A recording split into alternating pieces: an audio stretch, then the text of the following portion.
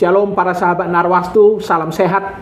Kami berharap Bapak Ibu dan keluarga selalu sehat, penuh sukacita dan dilindungi Tuhan. Kembali lagi bertemu dengan podcast majalah Narwastu yang ke-58. Saat ini kami dikunjungi seorang tamu yang tidak asing lagi, seorang sahabat Narwastu yang juga seorang advokat senior di kalangan pengacara nasional. Beliau tidak asing lagi, dia adalah Bapak Said Damanik SHMH, pernah menjadi PLT Sekjen DPN Pradi, Perhimpunan Advokat Indonesia. Saat ini dipercaya sebagai Sekretaris Dewan Kehormatan DPN Pradi Pusat. Kemudian dia juga seorang aktivis HAM ya. Ada kasus-kasus hukum yang pernah menjadi perbincangan publik dan muncul di media massa, pernah ditangani. Demikian juga beliau ini juga mantan majelis di gereja GPIB di Kota Bekasi, dan juga dikenal sebagai seorang pembicara yang sering memberikan edukasi tentang masalah hukum sosial kemasyarakatan di berbagai kampus, gereja, bahkan di forum-forum lembaga pemerintah.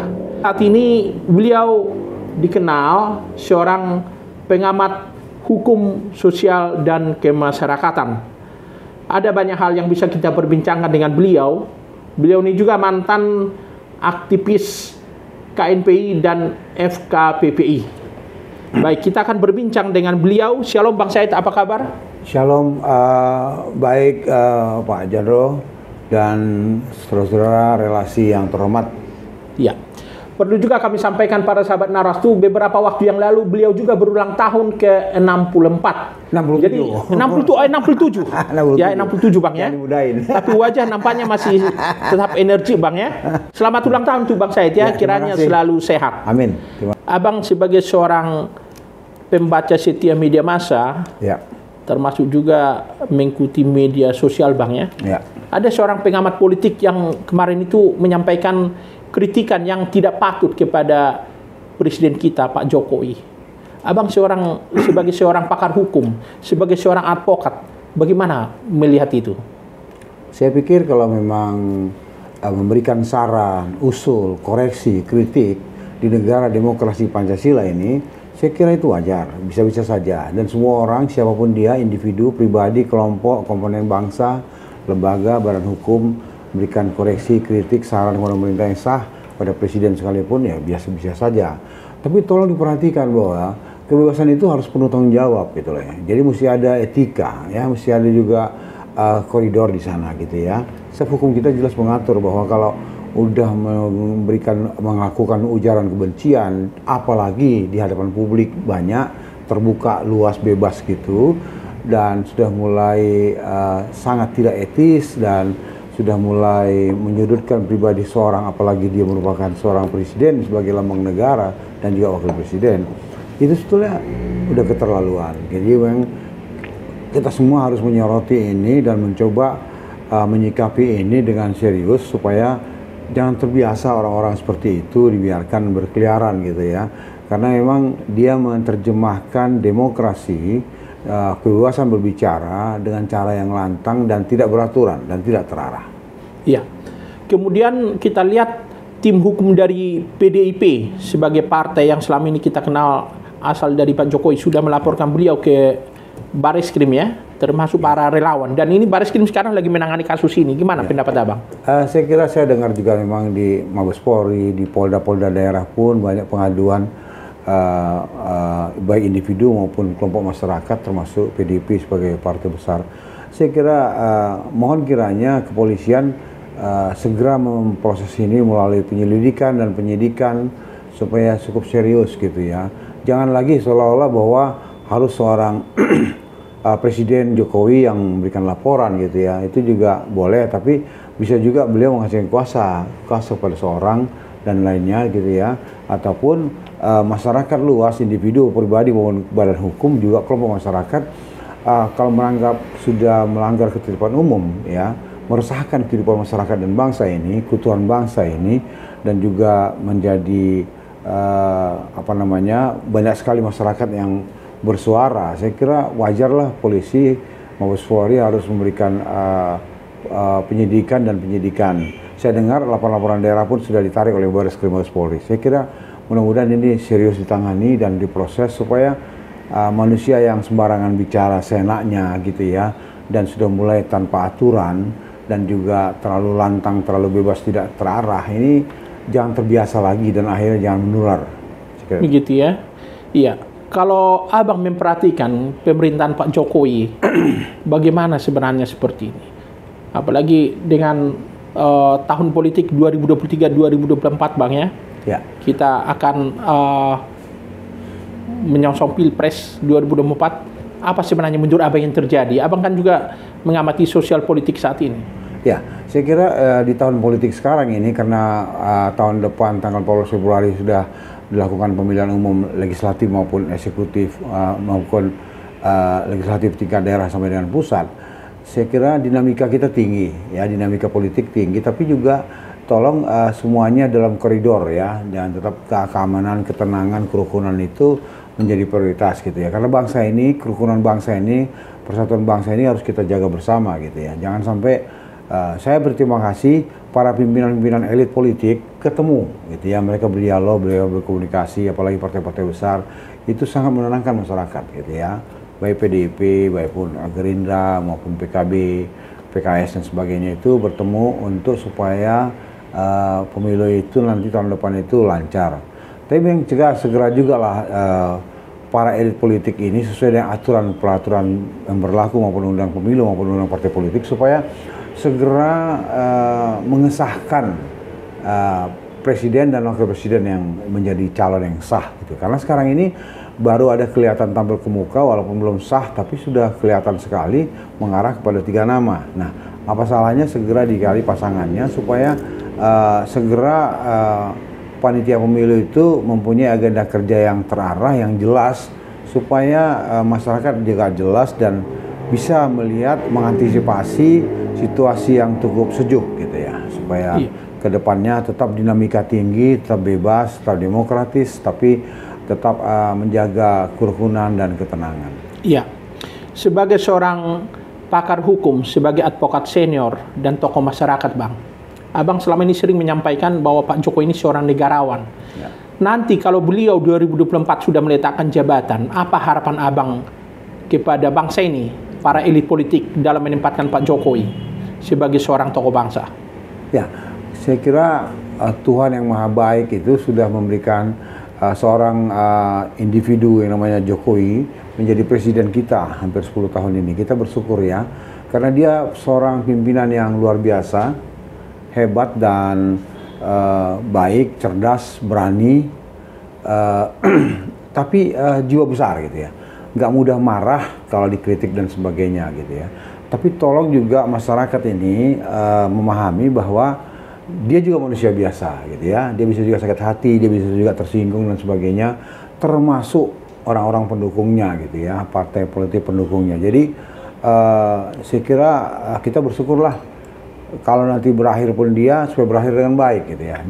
Jangan lagi mimpilah supaya dia 3 periode dan sebagainya, karena konstitusi kita jelas. Konstitusi itu adalah hukum dasar tertulis negara ini gitu ya. Kalau istilah umat Kristen itu Alkitab gitu ya, atau Islam Al-Quran. Jadi konstitusi kita jelas sekali 3 periode untuk 2 periode saja untuk presiden yang ada. Jadi jangan bermimpi ke sana. Yang kedua juga, kalaupun diganti, kita harapkan, kita berdoa bahwa betul-betul jangan salah pilih, betul-betul memilih dan memutuskan calon presiden yang betul-betul bisa melanjutkan, betul-betul bisa menyatukan, betul-betul punya seorang negarawan seperti Jokowi sendiri gitu ya, melanjutkan, meneruskan, dan akhirnya membuat bangsa ini semakin maju, semakin jaya, semakin adil dan sejahtera, bukan semakin semrawut gitu loh ya.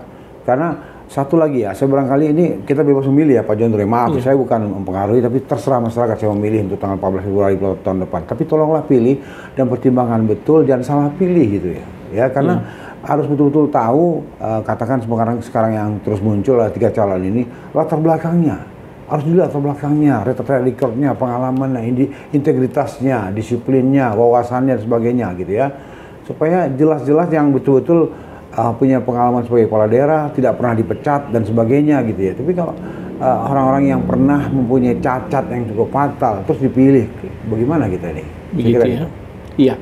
Jadi kita tanpa menyebut nama Bang. Jadi sebenarnya dari 3 bakal calon ini sudah ada menurut Abang yang layak jadi penerus Jokowi gitu. Menurut saya pribadi ya. Kalau saya pribadi dibilang ya saya udah punya gitu loh ya. Karena dari 3 itu hanya 1 yang nggak pernah punya cacat besar gitu ya, latar belakang yang nggak betul gitu ya. Jadi gimana pun ya kita harus jelas gitu bahwa semua warga negara yang berhak menjadi presiden itu hukum.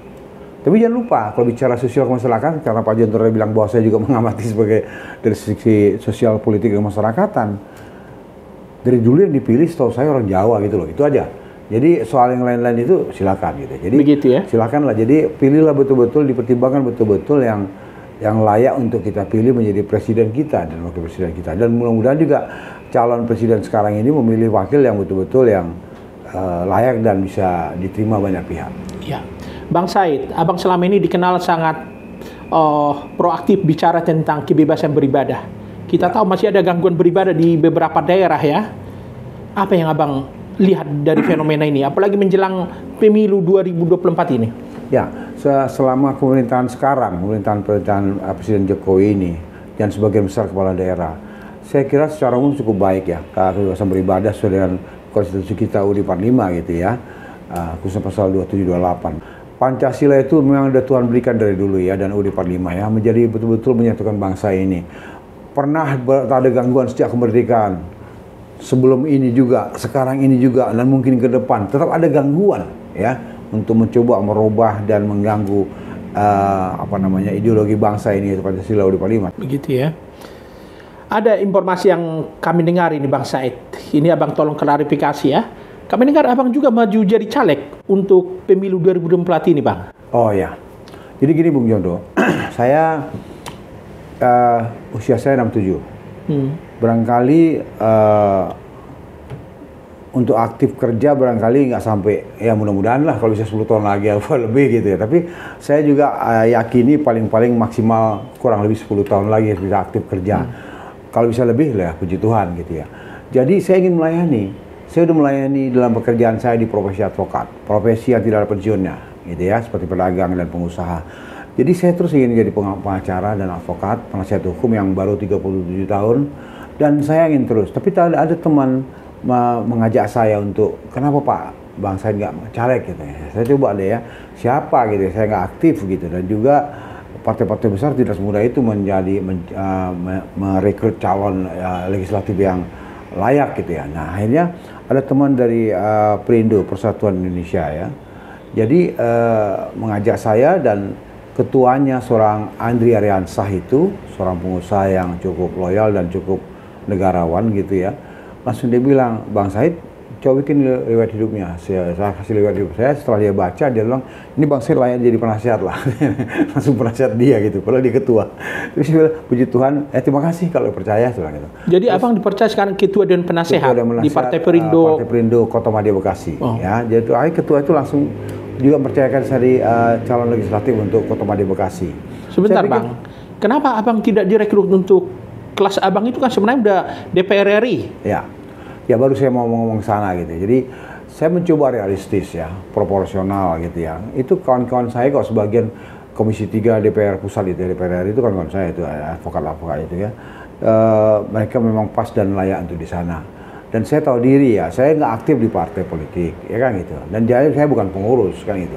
Baru mencoba melayani sekarang untuk melayani masyarakat Kota Bekasi. Kalau Tuhan izinkan, dan masyarakat memilih, saya cobalah yang layak saja yang benar. Nah saya nggak aktif dan bukan pengurus partai kok, melalui DPR RI kan nggak tahu diri namanya kalau menurut saya gitu ya. Jadi saya coba daftar di Perindo Kota Madya Bekasi, terus mereka bilang udah Bang saya jadi penasihat dan juga menjadi caleg. Mudah-mudahan doakan juga menjadi caleg yang nomor yang layak gitu. Jadi ini karena ajakan Bang, bukan karena keinginan Abang? Iya, jadi saya ada sedikit dari kecil ada keinginan untuk melayani masyarakat lebih luas. Tapi tahu-tahu Tuhan pertemukan dengan teman yang mengajak saya, setelah dia salah satu elit politik di elit partai di Perindo Bekasi. Terus saya diminta gitu ya. Ya saya kalau Tuhan izinkan saya coba melayani masyarakat Kota Bekasi. Kalau masyarakat mempercayakan saya coba melayani dengan baik. Enggak juga ya. memang Tuhan nggak izinkan gitu. Saya kira gitu aja, Bung Jono. Jadi saya bukan ambisi-ambisi lain, tidak ada maksud itu. Gitu ya. Iya, terkait dengan Partai Perindo, apa pendapat Abang tentang Partai Perindo ini? Dulu di pemilu 2019 tidak lolos parliamentary threshold ke Senayan ya? Ya, Partai Perindo ini partai yang sangat nasionalis ya, Partai Persatuan Indonesia, itu jelas sekali partainya. Jadi saya baca ADRT-nya, udah baca semua, betul-betul ingin menyatukan bangsa ini, betul-betul memperhatikan nasib masyarakat dan yang ingin mencoba berusaha mensejahterakan dan menerapkan keadilan di dalam masyarakat. Itu ketua umum kami Haritanu Sudibyo ini betul-betul ingin sebagai salah satu konglomerat yang jadi ketua umum ini menjadi ingin sungguh-sungguh melayani dan ingin mencoba melayani masyarakat ya, dan menghimbau kami untuk maksimal gitu ya untuk pemilu tahun 2024 tahun depan ini, awal ini. Mudah-mudahan doakan saja sebagai partai yang belum ada di parlemen atau di Senayan sana itu ada kesungguhan, dan saya dengar mungkin kawan-kawan juga udah lihat sebagian hasil survei kami non parlemen yang mudah-mudahan sudah mulai ada suara lah gitu. Saya kira gitu. Begitu ya. Kalau kita kaitkan dengan pencalekan Abang, berarti nanti jabatan di organisasi DPN Pradi mesti ditanggalkan Bang sementara? Sesuai dengan Undang-Undang Advokat tahun 2003 dan Kode Etik, memang kalau Tuhan izinkan saya terpilih, saya selama 5 tahun akan mengundurkan diri sebagai advokat, gitu ya. Apalagi jadi pengurus Pradi, itu jelas. Begitu, itu konsekuensi lah, ya kan. Jadi melayani bidang lain untuk seluruh masyarakat Kota Bekasi. Tapi kalau belum berkesempatan ya tetap saya menjadi advokat sebagai profesi yang tidak ada pensiunnya. Gitu ya. Ya.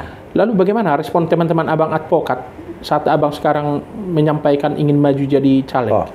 Baik teman-teman, saudara maupun advokat itu setuju, silakan gitu ya kalau memang bisa dan terpilih gitu.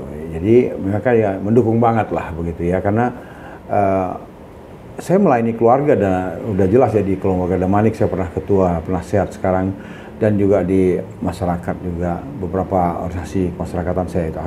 Jadi saya melayani lebih luas lagi ke seluruh masyarakat Kota Bekasi ini melalui legislatif ya.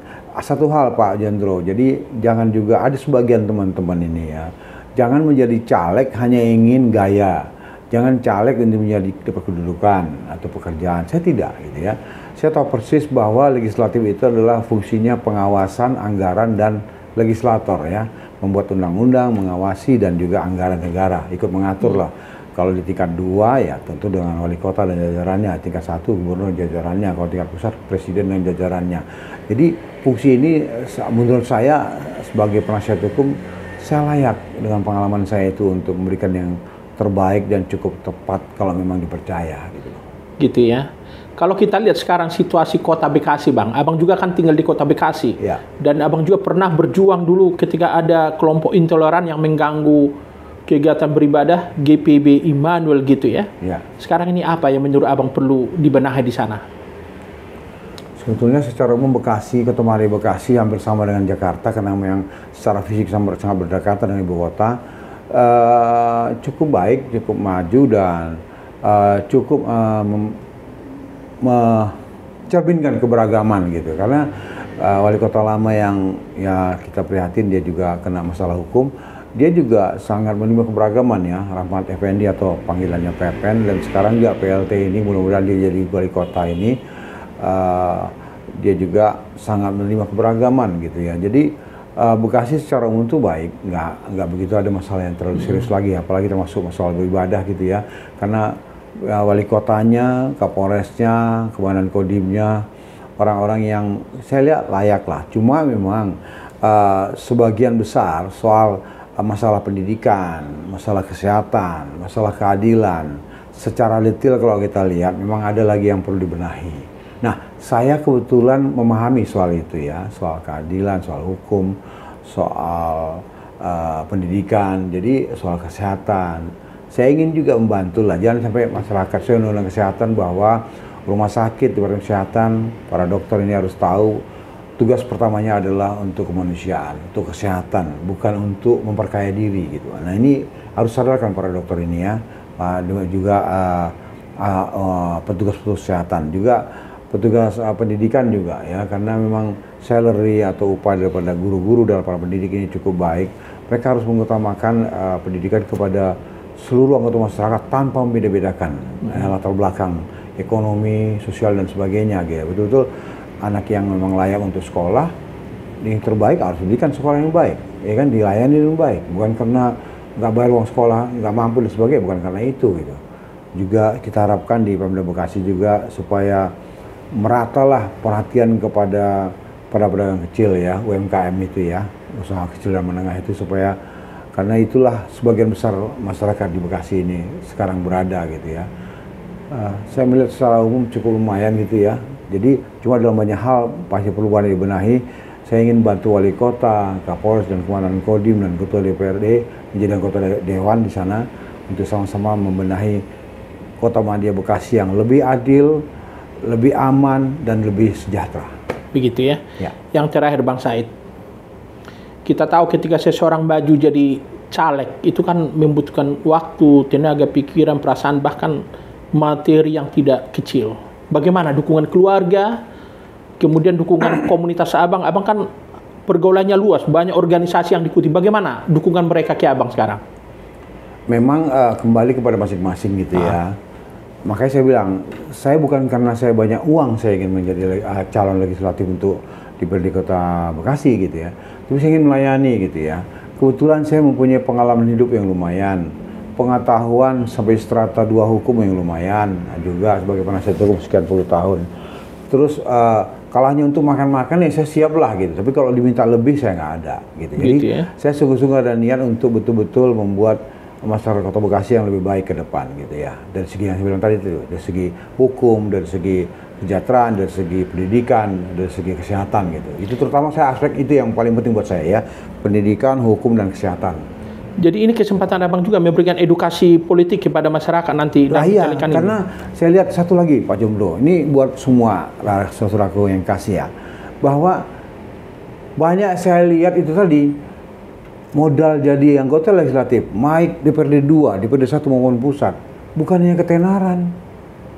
Makanya saya jadi ingat rekan-rekan artis kayak Rano Karno akhirnya kuliah S1, S2 lagi setelah jadi pejabat. Saya lihat dia para artis yang jadi anggota legislatif akhirnya berapa D, datang, duduk, diam, dengar. Nggak bisa apa-apa gitu. Jadi karena dikenal aja, padahal legislatif itu harus banyak bicara. Legislatif itu harus banyak, wawasan pengetahuannya harus luas. Dia harus tahu kehidupan rakyat bawah yang lebih banyak jumlahnya ini yang untuk menyuarakan kepada eksekutif supaya diperhatikan, supaya meningkat di segala aspek kehidupan bangsa. Nah ini yang saya lihat kurang gitu. Jadi bukan karena gaya, bukan karena menjadi pejabat negara, bukan karena ingin digaji besar, lumayan, bukan. Tapi ingin melayani aja. Apalagi usia saya tadi, saya nggak tahu. Saya sekarang 67 tahun. Gitu loh. Saya kira itu aja Pak Jandro perlu saya sampaikan bahwa saya ingin melayani dengan tulus, sesuai kemampuan saya, pengalaman saya, pengetahuan saya, untuk mengembalikan eksistensi DPRD itu untuk berguna bagi masyarakat bangsa ini dan masyarakat Kota Bekasi khususnya supaya lebih baik lagi. Baik. Para sahabat Narwastu, itulah perbincangan kami dengan seorang advokat senior yang tidak asing lagi di kalangan pengacara nasional, Bang Said Damanik SHMH. Ya, kalau dilihat dari reputasinya, beliau ini sering disebut juga seorang doktor karena berbagai forum pernah diundang sebagai pembicara. Terima kasih Bang Said sudah memberikan inspirasi pencerahan kepada para sahabat Narwastu. Kiranya Bang sukses sebagai calon legislatif.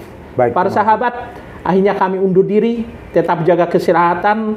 Kiranya Bapak dan Ibu serta keluarga dilindungi Tuhan dan senantiasa sehat.